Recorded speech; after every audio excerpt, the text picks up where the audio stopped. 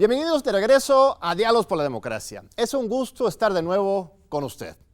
En nuestro programa de hoy conmemoramos el 2 de octubre de 68 y también hablaremos con el cineasta y productor Epigmenio Ibarra sobre la vigencia actual de las demandas sociales de aquel momento. Libertad, democracia y justicia.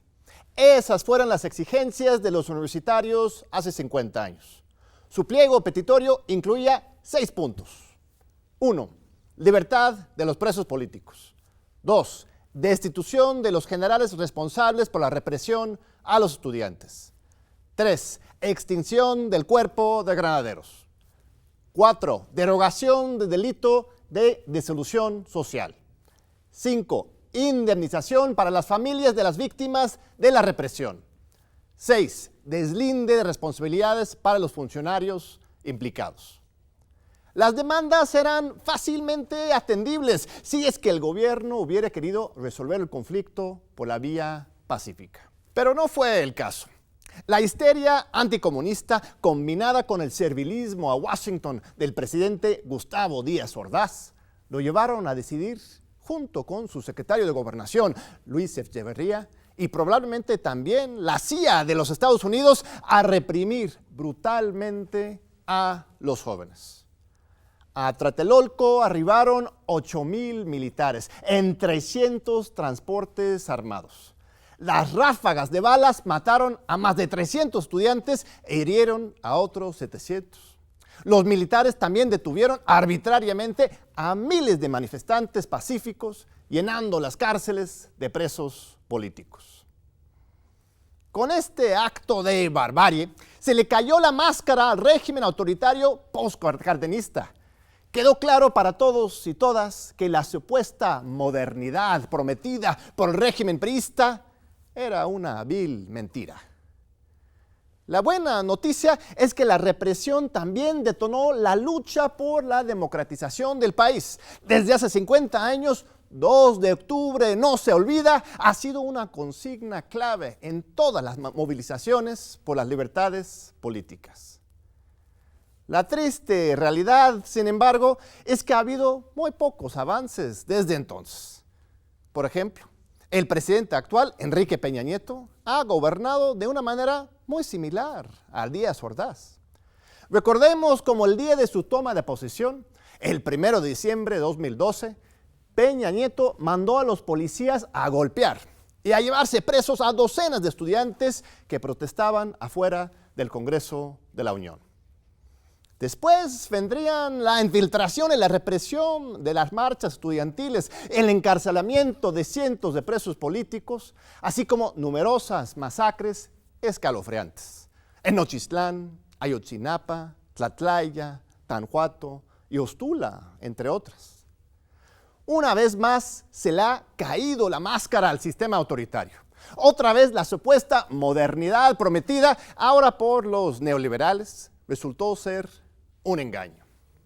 Lo bueno es que, a diferencia de hace 50 años, en esta ocasión la oposición democrática ha podido canalizar su descontento y sus exigencias por la vía de las urnas. En lugar de la guerrilla y la guerra sucia de los años 70, hoy celebramos un momento de esperanza democrática. La juventud de hoy tiene la oportunidad de cambiar la historia. Su protagonismo y participación determinará nuestro futuro político.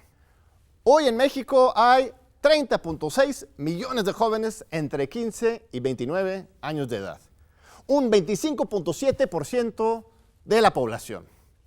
Y estos jóvenes han demostrado una increíble capacidad de análisis crítico y de movilización pacífica, incluyendo el movimiento Yo Soy 132, las marchas por Ayotzinapa y la impresionante concentración en Ciudad Universitaria el pasado 5 de septiembre en contra de la violencia porril. Pero también es importante reconocer que 66.8% de los jóvenes mexicanos no van a la escuela y 59.5% de los jóvenes que trabajan laboran en el mercado informal. En general, hay 7.5 millones de jóvenes que ni estudian ni trabajan. Los famosos ninis. 4 de cada 10 jóvenes se encuentran en esta situación. Así como los jóvenes tienen la responsabilidad de participar para cambiar el rumbo del país, el próximo gobierno también tendrá la responsabilidad de apoyar a este sector tan estratégico y vulnerable. Solamente así podremos generar las condiciones para la paz, el desarrollo y la democracia que tanto necesitamos en México. Ahora, antes de pasar a la entrevista con nuestro invitado especial, Epigmenio Ibarra, te invito a escuchar la recomendación del libro de la semana de parte de nuestro colega Walter Arellano. No te vayas.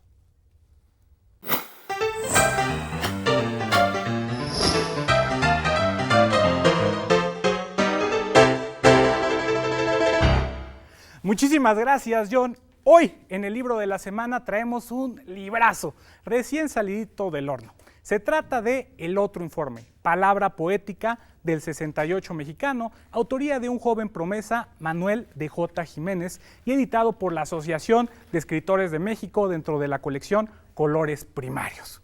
En este magnífico texto, el lector podrá encontrar una interesante narrativa acerca de la reacción de los poetas frente a los terribles acontecimientos del 2 de octubre de 1968. Y también una selecta colección de poemas, autoría de personajes como Rosario Castellanos, Víctor Manuel Cárdenas, entre otros.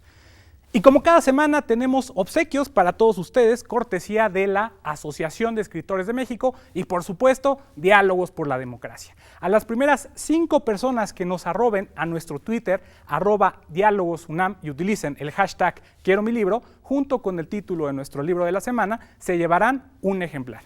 Si no alcanzas libro, no te preocupes. El 19 de octubre a las 4 de la tarde se presentará esta grandiosa obra en el foro Enrique Verástegui y habrá ejemplares gratuitos para los asistentes. No faltes. Yo soy Walter M. Arellano y nos vemos la próxima semana con otra recomendación. Gracias. Aquí estamos de regreso en Diálogos por la Democracia con nuestro gran invitado de hoy, un gran amigo en primer lugar, respetado intelectual, activista, Epigmenio Ibarra. Bienvenidos. Muchas gracias, Jorge. Gracias por la invitación.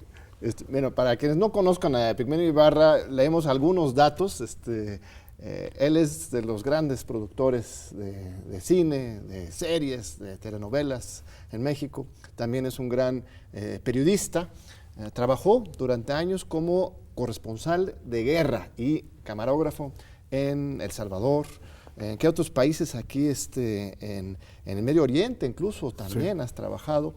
Tiene experiencia directa en cuestión de periodismo y en los últimos años él ha fundado un productor que se llama Argos Comunicación, que se ha colocado como el productor más importante, productor independiente en México, que produce una gran cantidad de productos y aparte pues es un gran analista político, ¿no?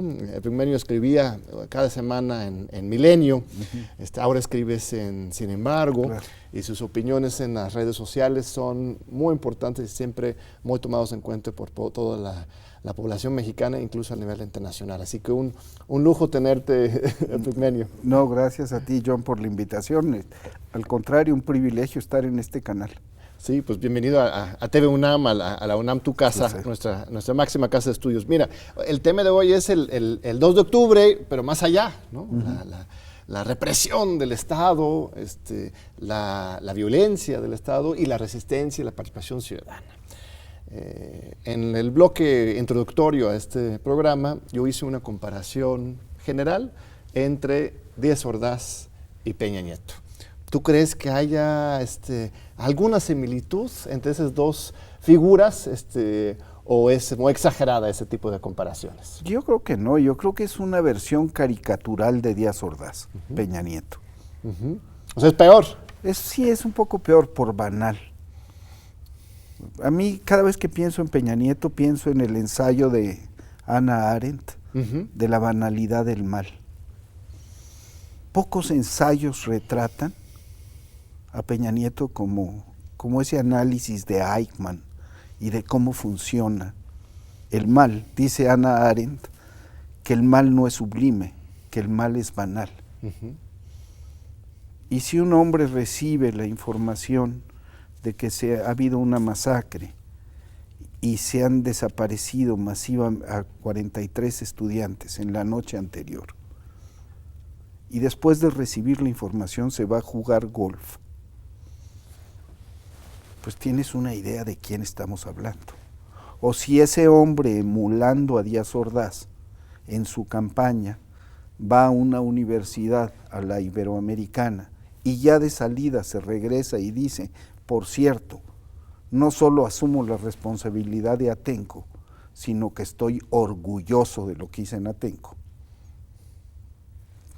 Pues tienes ese retrato de este personaje banal, que por desgracia tuvo el mando supremo de las Fuerzas Armadas y por desgracia ocupó la presidencia de la República, y muchos muertos después, y con el país saqueado, nos damos cuenta de lo que ha sucedido.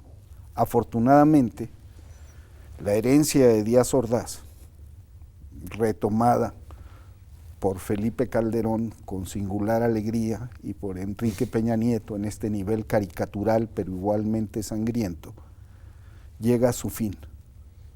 Y ayer la manifestación, El del 2 de octubre. sí, la manifestación del 2 de octubre fue la demostración de que este país está cambiando ya, de que la votación del 1 de julio está produciendo cambios más acelerados de lo que pensábamos, y el primer cambio es la recuperación de las calles. Llevábamos muchos años, más allá de las coyunturas electorales, sin ver 100,000 personas en las calles. Y lo que sucedió ayer retrata este clima de libertad y de este clima de estos nuevos aires que están soplando en este país, que se sacude el autoritarismo, se sacude ese autoritarismo solemne de Díaz Ordaz y ese autoritarismo banal de Peña Nieto. Tienes razón, son personajes muy similares en tonos distintos, porque la historia cada vez que se repite, lo que era drama se vuelve comedia. Farsa, sí. Y Peña Nieto es un personaje fársico. Pero por otro lado, los jóvenes, como dices, nos están dando una buena lección de esperanza. En 68 había muchos en las calles, pero hoy con las redes, con la conciencia incluso global de esta generación, yo lo veo a mis alumnos, mis estudiantes de la UNAM. Yo doy en primer semestre en la Facultad de Derecho, que supuestamente tendría que ser muy conservadora, limitada en la conciencia, pero no, son todos jóvenes con mucha voluntad de cambio, de participación.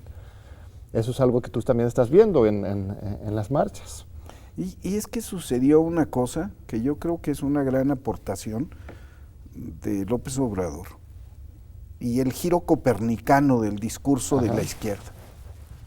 En lugar de seguir apuntando en la línea de que la causante de la desigualdad, la violencia y la tragedia de México era el capital y la plusvalía, movió el índice y apuntó hacia la corrupción.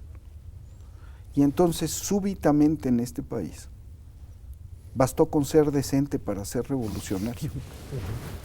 Ya no tenías que ser ni obrero, ni campesino, ni estudiante proletario, sino que podías ser una persona de bien, opuesta a la corrupción, una persona decente, para ubicarte en el camino de la transformación y convertirte en un transformador. Entonces ya no salen los marxistas a la calle, ni los socialistas, salen una amplia gama de sectores. No, también salen ellos, pero... También salen ellos, pero es. no solos, porque la izquierda no basta para cambiar este país.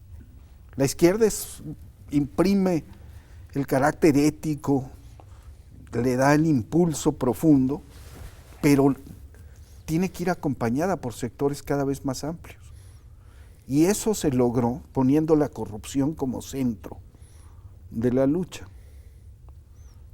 Y a la corrupción hay que ligarla a la violencia. Así es. Porque la corrupción mata. Porque los muros de la Casa Blanca de Peña Nieto están tintos en sangre. como están los muros de todas las casas de los políticos que han robado en este país a lo largo de 60 años. Entonces sí hay un movimiento distinto, más amplio, de gente de bien, de gente que ya no quiere más saqueo, ni quiere más muerte en este país. Y no quiere, por tanto, más autoritarismo, ni del PRI, ni del PAN. Y quiere libertad. Entonces, creo que los jóvenes son partícipes, son síntoma de esto. Ellos no han cargado sobre sus espaldas la lápida del autoritarismo, como lo cargaban los jóvenes del 68. Hoy hay ciertas libertades relativas y están las redes sociales, pero los jóvenes sí viven el deterioro profundo de este país, que 50 años después del 2 de octubre está todavía peor que entonces. Sí, es sorprendente también porque estos jóvenes no conocen otra cosa que no sea pues, fracaso político-económico. O sea, si naces en el año 2000, o 97, 98, y tomas conciencia en un mundo mexicano que se habla igual de la revolución, del cardenismo, pero cosas muy del pasado y tu vida cotidiana es de destrucción. Cuando yo era joven en los 90s, ¿no? Irma Arendi y yo nos conocimos en el encuentro intergaláctico por la humanidad y contra el neoliberalismo, ¿no? Organizado por el Ejército Zapatista en la realidad Chiapas 94. Algo estaba pasando muy bonito. Muchas cosas pasaron para que no se consolidara esa transición al final de los 90s, pero era un momento de mucha esperanza. Y aquí, si bien ha habido movimientos, lo que conocen los jóvenes directo es de destrucción. O sea, ¿de dónde sacan tanta esperanza? Y crítica, es maravilloso. Y coincido contigo, nada más me parece casi milagroso, ¿no? Es que es resultado de una cosa brutal. Hemos perdido una generación entera en 12 años. Yo estuve muchos años en la guerra. En ninguna guerra vi combates donde todas las bajas del enemigo fueran mortales. Eso quiere decir que se ajusticia a los que se rinden, que se remata a los heridos. Eso quiere decir que no son combates ni enfrentamientos, que son masacres. Y todos estos jóvenes, de alguna manera, están conectados con la violencia. O les mataron a alguien, o fueron víctimas de un asalto, o le violaron a una compañera.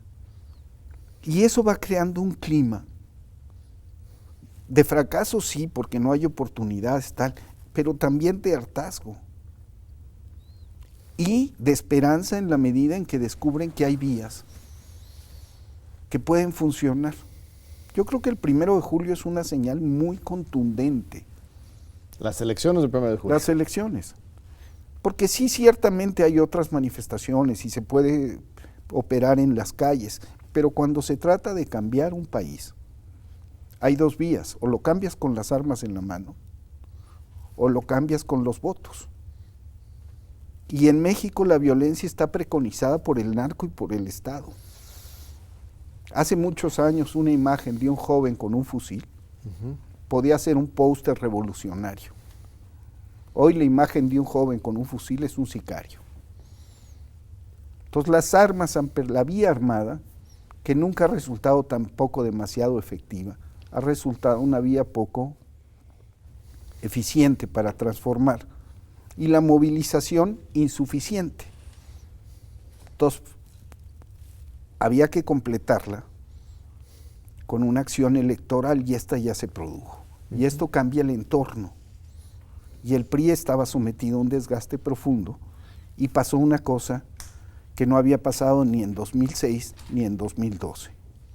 PRI y PAN se mantuvieron divididos hasta el final. Así es, y el PRD también. Y el PRD también. Entonces eso permitió que creciera este consenso de los esperanzados. Así es. Ya no son esperanzados de izquierda, de centro, pero son esperanzados en que se puede vivir de otra manera. Se puede vivir sin corrupción y ojalá y que se pueda vivir sin esta violencia brutal en medio de la que vivimos. ¿Crees que sea realmente posible que Andrés Manuel, el observador, junto con su equipo y los jóvenes desde la sociedad, podemos llegar a un momento de justicia para Ayotzinapa, para el 2 de octubre, para Nochistlán, para Tanhuato, Tlatlaya, todas estas masacres? ¿Va a ser posible? ¿O ya escondieron todas las evidencias? ¿O va a haber demasiada resistencia después de parte de las fuerzas militares? ¿Cómo imaginas que esto vaya a caminar en estos años? Ya hoy los secretos no existen y la evidencia forense es brutal y todos los enemigos dejan huellas, y más los ejércitos, porque son rutinarios en su acción. Entonces es relativamente fácil llegar a la verdad. Lo que tiene que haber es voluntad. La cerrazón del ejército a ser investigado tiene que ver con que no pueden cubrir todas las pistas. Entonces yo sí tengo confianza en que se puede llegar, si hay voluntad política y si hay presión social. Esa combinación no hay que perderla. Claro. Andrés Manuel no va enfrente jalando el carro. Andrés Manuel logró esos votos porque se puso atrás, y entonces la gente, nosotros, los ciudadanos, los jóvenes, tenemos que jalarlo para que cumpla. Porque lo que hay que romper es a un régimen que está profundamente instalado en la vida nacional y que no es un partido, es un sistema de vida. Y romper un sistema de vida, transformar un país, es tarea no de un hombre, no de un partido, sino de toda la sociedad. Si hacemos todo eso, si empujamos todos, sí vamos a encontrar la verdad de Ayotzinapa. Y ineluctablemente, y además ya lo dijo, en el caso de Ayotzinapa habrá castigo, dijo, por acción y por omisión.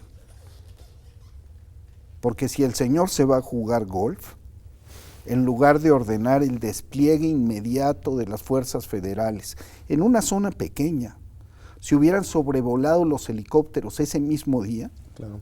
localizan a los 43. Entonces, no hacerlo convierte a Peña Nieto, a Cienfuegos, a Osorio Chong, a Murillo Karam en corresponsables directos de la suerte corrida por los 43. De ese tamaño son los retos que vienen y que no son del presidente, sino de la sociedad. Sí, eso es muy importante lo que señalas, porque entonces estaremos al revés, los que dicen que Andrés Manuel es un líder autoritario que va a mandar a todos, estás diciendo justo lo contrario. Lo que tiene Andrés es que liderea, su forma de liderazgo, pues, sería con la sociedad. Entonces, si queremos logros, en lugar de estarles nada más exigiendo al nuevo presidente, tenemos que acompañarlo, apoyarlo y presionar para que las cosas... Empujar.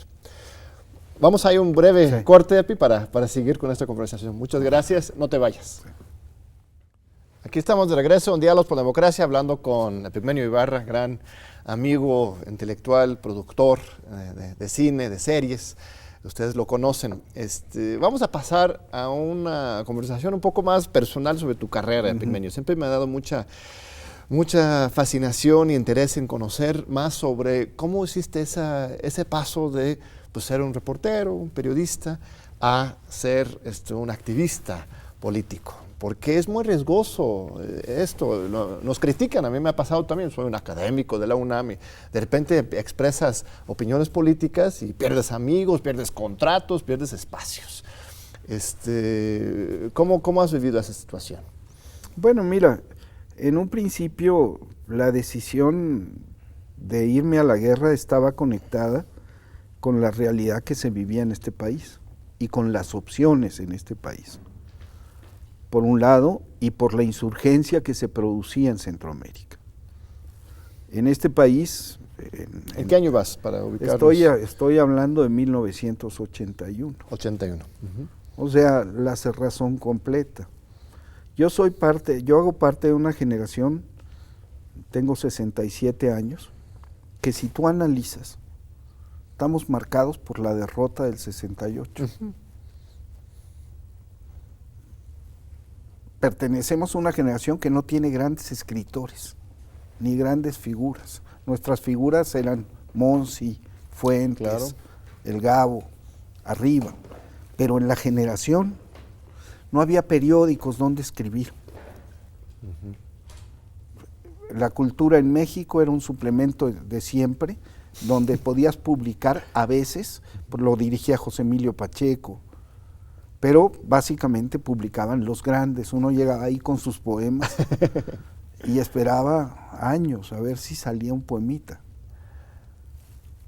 Somos una generación que estudió marxismo aquí en la universidad, pero una generación que conoció las aberraciones del Partido Comunista. Y por tanto el marxismo lo entendimos como herramienta, pero nunca como dogma. Somos una generación donde había de dos en México: o estrellarte contra todos los muros en el partido, en el PMT, en el PSUM, cosa que hicieron muchos y lo hicieron muy bien hasta ganar, o meterte a la Liga 23 de septiembre, a la guerrilla y con pocas probabilidades de victoria. Y entonces algunos que no aguantamos la presión, lo que hicimos fue jalar para afuera. Y Nicaragua fue un imán y El Salvador fue un imán.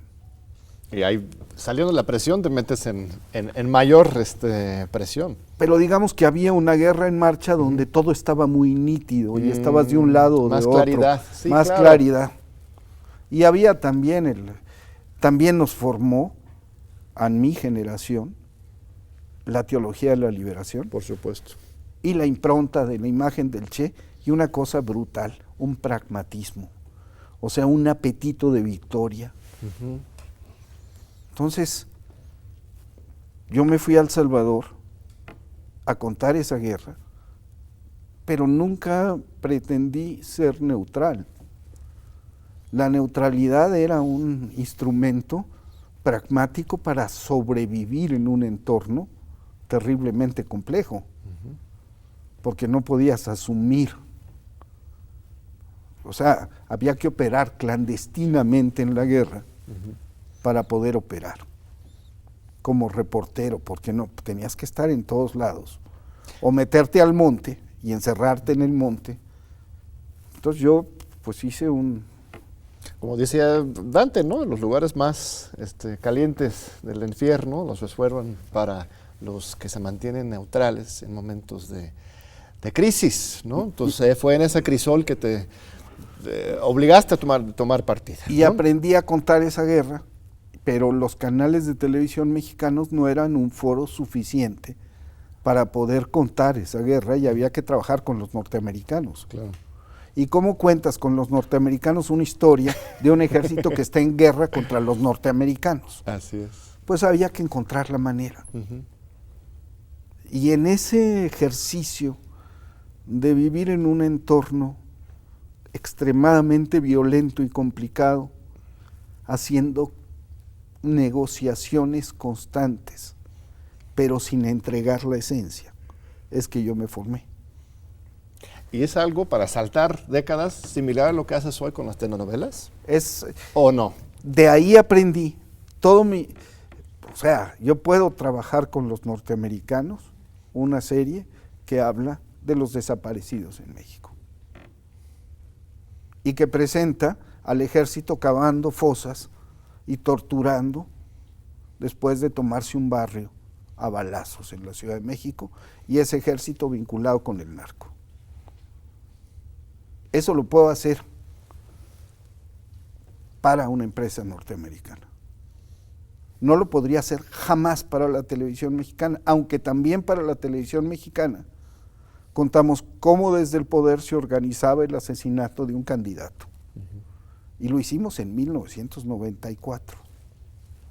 O conseguimos, con mucha presión de Payán y mucha inteligencia, Carlos Payán, sí, de Carlos cofundador Payán, de Argos. conseguimos que la primera entrevista con el subcomandante Marcos no se quedara en las calles en copias de video, sino que fuera transmitida por un canal comercial, por MBS, por don Joaquín Vargas.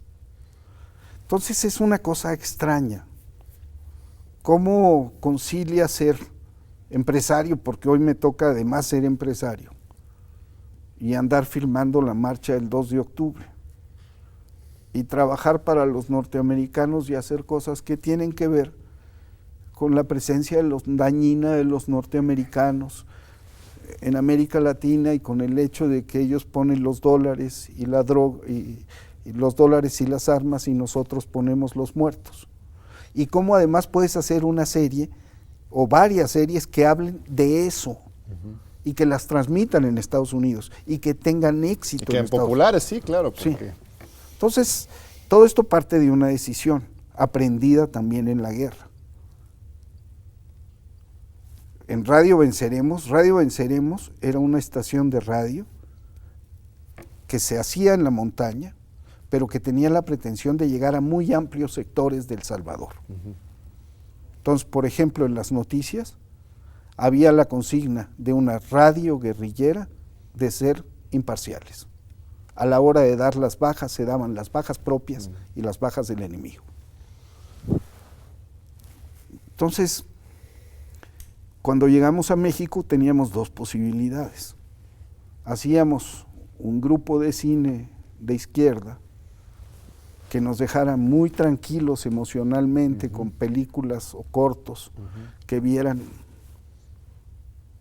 grupitos pequeños, o entendíamos cómo operaba el mercado, utilizábamos un medio como la telenovela para llegar a millones y preñábamos la telenovela o las series o las películas con cosas que había que decir. Y todo esto se produjo en la misma época en que conociste a Irma Heréndira en el 94. Porque cuando las élites pelean, los medios independientes crecen. Así es. Entonces hicimos Nada Personal y con una novela rompimos el control del Estado sobre los medios de comunicación.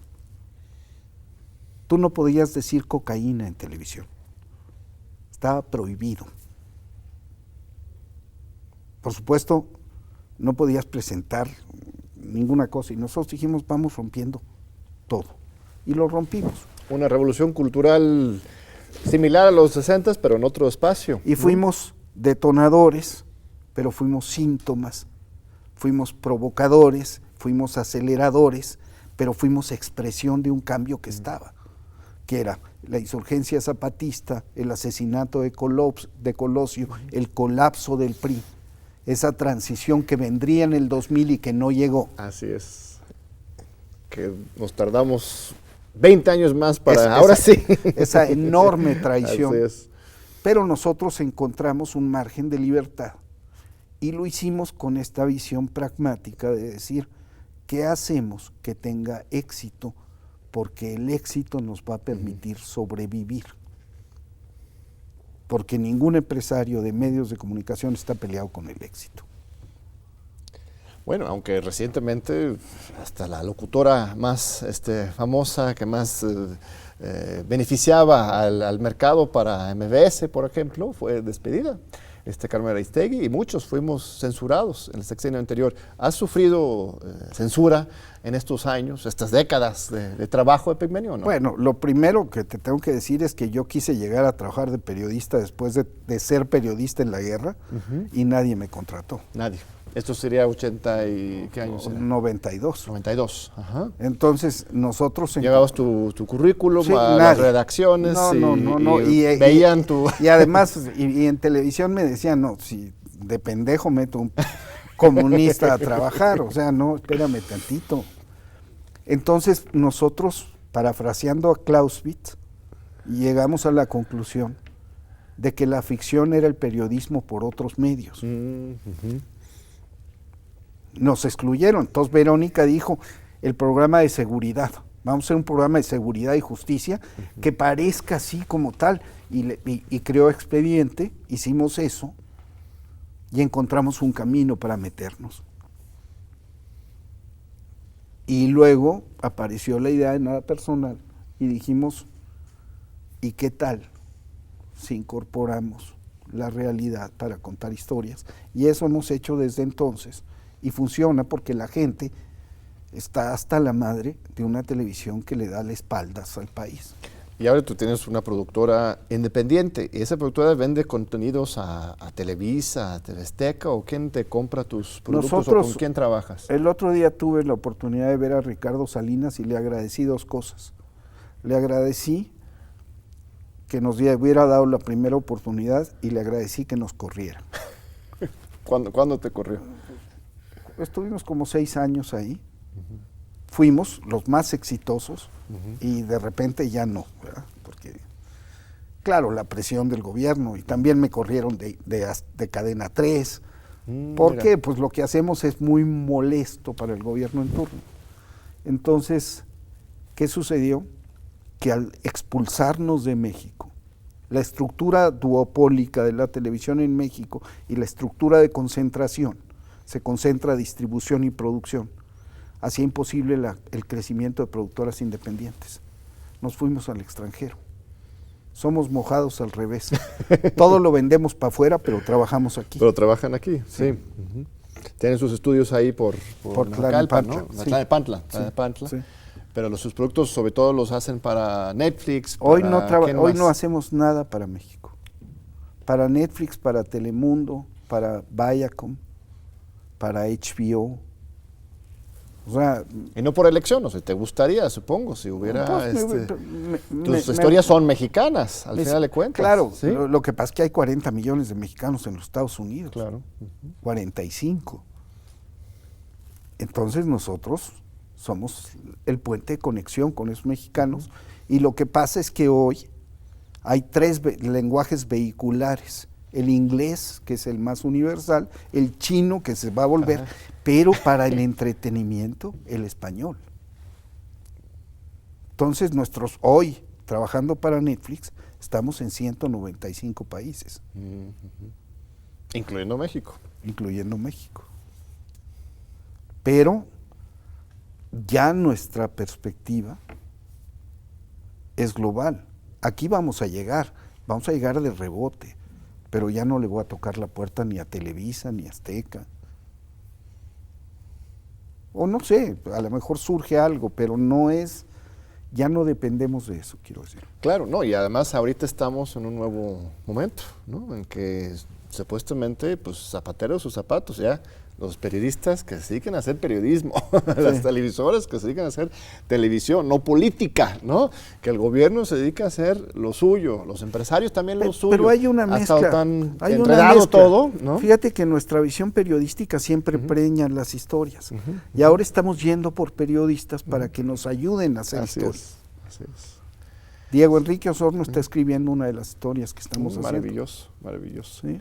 Sí, no, yo no digo que se dividen las secciones, nada Pues más no, que la gente realmente toma con pasión su trabajo y que no esté todo pervertido por la política, pues, ¿no? No, que al final de cuentas eso es lo terrible. Entonces esto podría generar un verdadero renacimiento de la cultura en todos los ámbitos, no solamente la tele, sino en todos los ámbitos, simplemente despolitizar en términos de la política autoritaria y permitir que la verdadera política, la expresión, la opinión, la ideología aflore, puede generar una buena coyuntura, ¿no? Y que los gobernantes y sus servidores, o al revés, pues está la mafia del poder, para decirlo claro, Sí. los grandes concesionarios que tienen radio, televisión, cables, Sky, periódicos, desconcentren. Y todos estos sometidos al arbitrio de los pinos. Entonces eso era un impedimento brutal para la creatividad y para la democracia. Así es. O sea, estábamos igualmente jodidos en aspectos democráticos como en aspectos creativos. Y van juntos. La eclosión que se produce en España, la caída de la dictadura, que se produce en Chile, la caída de la dictadura, o en Argentina, esa eclosión creativa se va a producir en México, se está produciendo ya. Excelente, qué gran optimismo, sí. Comparto contigo esa idea y hay que hacerlo realidad. Si nos acompañas unos minutos más, Epigmenio, sí. Vamos a invitar a algunos estudiantes nuestros de la Facultad de Derecho a que te hagan algunas preguntas, que están muy emocionados por conversar contigo. No te vayas, nos regresamos en unos minutitos. Gracias.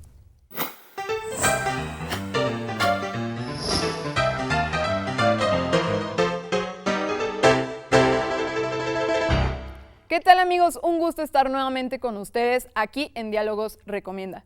Como bien saben, hace pocos días se cumplieron los 50 años de la masacre de Tlatelolco, en la cual perdieron la vida muchísimos jóvenes y estudiantes. Por eso, la Secretaría de Cultura de la Ciudad de México, en colaboración con el Comité 68 Pro Libertades Democráticas, echaron a andar diversas actividades para rendir memoria. Una de las sedes en donde van a llevar a cabo diversas exhibiciones es el Museo de la Ciudad de México, que se encuentra en Pino Suárez, número 30, en la delegación Cuauhtémoc. También el día 26 de octubre a las 11 de la mañana va a haber una charla muy interesante con Félix Hernández Gamundi, quien fue uno de los estudiantes que formó parte del movimiento estudiantil en ese entonces. Es una oportunidad de conocer los testimonios vivientes, más allá de lo que los medios nos están contando. Por eso, ojalá puedan darse una vuelta al Museo de la Ciudad de México. Esta ha sido la recomendación de la semana y ya saben que si quieren hacernos llegar alguna recomendación sobre actividades con temas políticos, democracias y participación ciudadana, nos pueden escribir a través de nuestras redes sociales. Que tengan feliz domingo. Nos vemos la siguiente semana. No se olvida. Yo pregunto al evocar las heridas que nunca cierran, cuando dejarán de rondar 12 octubres en la tierra. Delgadillo no se olvida, en memoria a los estudiantes caídos el 2 de octubre de 1968. Aquí estamos hablando con Epigmenio, gracias por quedarte con nosotros, con nuestros alumnos, alumnas invitadas. Está Julio, está Rachel, hola, está Rachel. Valeria. Hola, Valeria. Vienen preparados para hacerte algunas preguntas. Empezamos con Rachel, por favor. ¿Sí? Hola, mi nombre es Rachel Belper Ávila, soy tesista de la Facultad de Derecho de la UNAM y bueno, mi pregunta es, ¿cuáles cree usted que son los mayores retos del próximo gobierno en relación a 3 temas fundamentales: memoria histórica, justicia y verdad? Bueno, creo que los 3 retos es uno solo: justicia. No hay justicia si no hay memoria de los hechos, y la memoria, para ser memoria, ha de ajustarse a la verdad. Entonces, el principal reto también sería la culminación de la justicia, y eso es el castigo a los responsables de los grandes crímenes. Ha habido una discusión en torno a la amnistía. La amnistía es un acto de justicia. Supone, primero, el reconocimiento del crimen y segundo, en caso de que ese crimen no sea grave o no tenga consecuencias brutales, el otorgamiento del perdón. Y yo entiendo la amnistía como un puente de regreso a centenares de miles de mexicanos que por la marea criminal que se ha extendido en el país se han ido hacia adentro de la operación criminal. Un campesino que cultiva, una señora que renta su casa, aquel fulano que lava unos pesos. Y con el narco sucede como con la guerra, que uno es fácil nadar para adentro, pero es difícil nadar para afuera. Eso entiendo de la amnistía. Entiendo que con los crímenes mayores, la única garantía de no repetición es el castigo a los culpables. Es el fin de la impunidad. Ese es el enorme reto de un gobierno que está buscando el cambio de régimen, sin haber destruido al régimen por las armas. Yo insisto, Andrés Manuel no se ha puesto la banda todavía. Faltan 2 meses para que se la ponga y Peña Nieto no se la ha quitado. Faltan 2 meses para que se la quite de buena manera. De buena manera. Hoy más que nunca, La virulencia comunicacional te indica los puntos de resistencia del régimen. Este régimen no va graciosamente a ceder sus cotos de poder, y este régimen va a ser orillado a defensas extremas cuando se le toquen con la corrupción, con la violencia, puntos nodales. Y estoy hablando, por ejemplo, de la conexión del amaciato, procuración de justicia, ejército, crimen organizado, gobernantes corruptos. Tocar ahí va a producir. El gran reto va a ser cumplir, y el gran reto va a ser tener la inteligencia para desmontar un régimen sin haberlo destruido. Muy bien, muy importante. Seguimos con Julio. Mucho gusto, don Epigmenio. Mi nombre es Julio César Valencia y soy estudiante de la Facultad de Derecho. Mi pregunta es, ¿cuál es el mensaje que se quiere dar con series como El Señor de los Cielos a la sociedad? Ya que actualmente podemos ver un fenómeno social, sociológico, cultural, en donde las personas aspiran a ser como los criminales que se presentan en ese tipo de series, aunque son bien producidas y supongo que buscan evidenciar el problema, también como que lo normalizan. Yo creo que le hace más daño a la sociedad María la del Barrio que El Señor de los Cielos. O sea, si tú te fijas, ¿de dónde viene la violencia? ¿De las series que hablan del narco o de los 50 años de corrupción y de ocultamiento de los hechos de la televisión ñoña que hemos visto? Lo de la narconovela nació, la ofensiva contra la narconovela nació de una campaña de Peña Nieto porque quería cambiar la narrativa. En México no hay guerra, en México estamos muy bien, es el México de las reformas, y fue impulsada desde Televisa. No digo que El Señor de los Cielos sea una obra que a mí me parezca de la que me sienta extraordinariamente orgulloso. Funciona y funciona muy bien en el mercado y habla de cosas que aquí no se subrayan, porque el énfasis mayor del Señor de los Cielos es cómo opera el gobierno con el narco, los militares, los políticos, todo eso está todo el tiempo ahí. Hay un texto además de Brecht que se llama La función social de la tragedia. Que uno vea que uno vaya al teatro y vea a Edipo no lo hace volver a su casa y querer acostarse con su madre. Lady Macbeth no promueve los magnicidios. Si nosotros le lavamos las manos a Lady Macbeth, le quitamos el acostón de Edipo con su madre, le quitamos la locura al Quijote, ¿qué nos queda? La esencia del drama es la confrontación entre el bien y el mal. Ricardo III, El Padrino. ¿Hay más gángsters en los Estados Unidos por El Padrino? La relación no es estrictamente directa, es más directa María la del Barrio, PRI, que El Señor de los Cielos, violencia. Ciertamente, en las cosas de Argos, hay cosas que hacemos para Telemundo y cosas que hacemos para Argos. Las cosas de Argos tienen un enfoque más profundo y distinto. Pero yo no estoy de acuerdo con la idea de dejar de contar las cosas que la gente ve.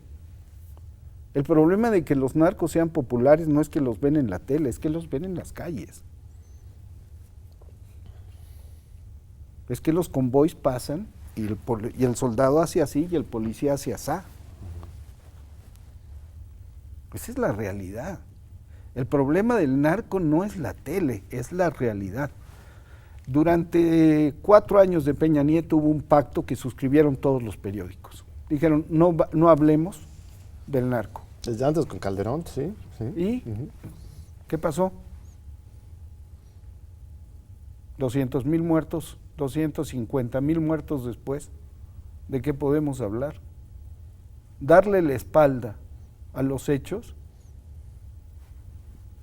es mucho más criminal y peligroso que contarlos. Muy bien, hasta regresamos, Julio, si quieres replicar, pasamos con Valeria, por favor. Hola, mi nombre es Valeria Montoya Coqui, soy estudiante de la Facultad de Derecho de la UNAM y bueno, mi pregunta es la siguiente. Ante la diversidad de ofertas de entretenimiento que existen en la actualidad para las nuevas generaciones, ¿qué considera importante para atraer la atención de los jóvenes hacia su trabajo?